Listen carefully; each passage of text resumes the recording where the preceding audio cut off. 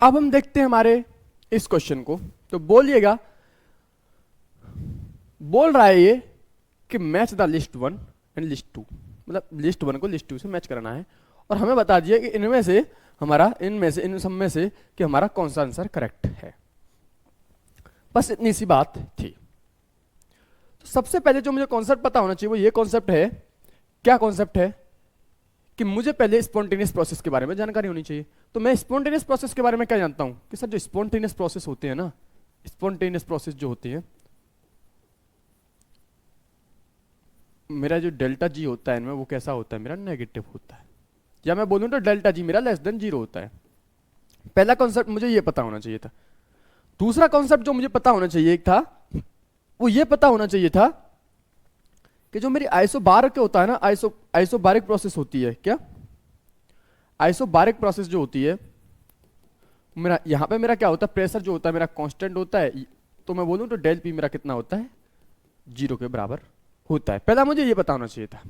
दूसरा जो मुझे पता होना चाहिए था वो ये कि आइसोथर्मल जो होता है ना, आइसोथर्मल, थर्मल की बात आ रही है तो आइसो मतलब टेम्परेचर क्या रहा होगा, मेरा कांस्टेंट रहा होगा, तो मेरा डेल टी कितना होना चाहिए, 0 के बराबर आना चाहिए।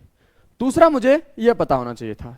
तीसरा जो मुझे पता होना चाहिए वो ये पता होना चाहिए कि मेरा डेल्टा एच रिएक्शन क्या होती है। तो मेरी जो डेल्टा एच रिएक्शन जो होती है ना, डेल्टा एच रिएक्शन वो क्या होती है भाई, कितनी प्रोडक्ट में है कितनी रिएक्टेंट में, प्रोडक्ट में से रिएक्टेंट को घटा दी, डेल्टा एच आ जाएगा मेरा।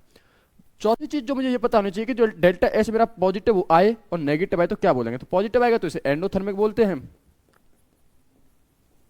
और नेगेटिव आए तो हम इसे एक्सोथर्मिक बोलते हैं। अगर मुझे इतनी जानकारी है, इतना कॉन्सेप्ट पता है, तो मैं अपने आप क्वेश्चन को कर ले जाऊंगा। तो समझिएगा, मैं हर एक को उठाऊंगा और आराम से करूंगा। देखिए पहले स्पॉन्टेनियस प्रोसेस के बारे में, तो मैं स्पॉन्टेनियस प्रोसेस के बारे में क्या जानता हूं कि जो मेरा जो डेल्टा जी जो होता है ना वो मेरा नेगेटिव होता है, या मैं बोलूं कि जो डेल्टा जी जो होता है मेरा कांस्टेंट टेम्परेचर और प्रेशर पे वो लेस देन 0 होता है। तो मेरा फर्स्ट ए का जो आया वो मेरा आया मेरा सेकंड, ठीक है, मैंने कॉन्सेप्ट में भी वही लिखा हुआ है। फिर प्रोसेस में डेल्टा पी बराबर 0, डेल्टा टी बराबर 0, तो समझिएगा कि मैं कौन से सेकंड की बात कर रहा हूं, सेकंड की बात। तो जो डेल पी और डेल पी बराबर 0 और डेल टी बराबर 0 क्या होता है, तो डेल पी बराबर 0 होता है, सो मैं क्या बोलता हूं उसे, इससे मैं बोलता हूं आइसोबारिक,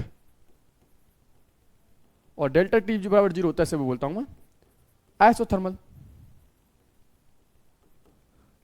तो देखते हैं ऐसा किस में लिखा हुआ है। देखो डेल पी बराबर 0 मतलब हमारी आइसोबारिक, और डेल टी बराबर 0 हमारी आइसोथर्मल।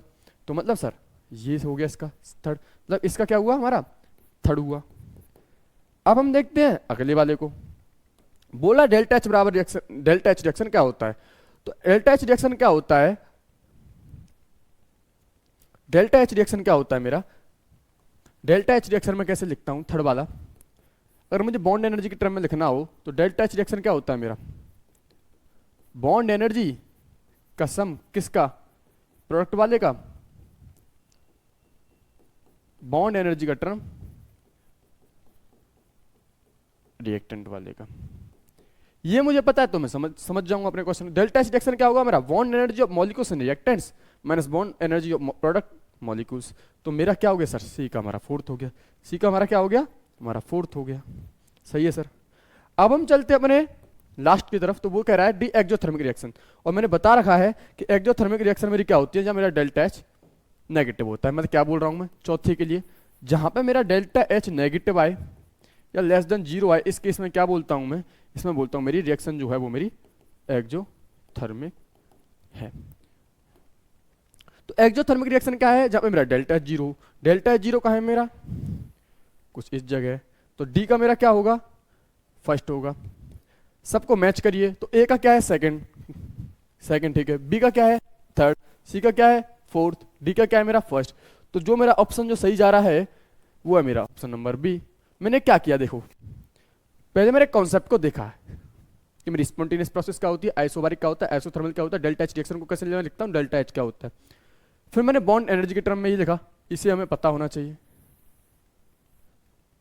मैंने पूरा कॉन्सेप्ट देखा, इसके पीछे पूरे सॉल्यूशन देखा, और जो मेरा जो मैचिंग आई वो आई ए के साथ सेकंड, बी के साथ थर्ड, सी के साथ फोर्थ और डी के साथ फर्स्ट।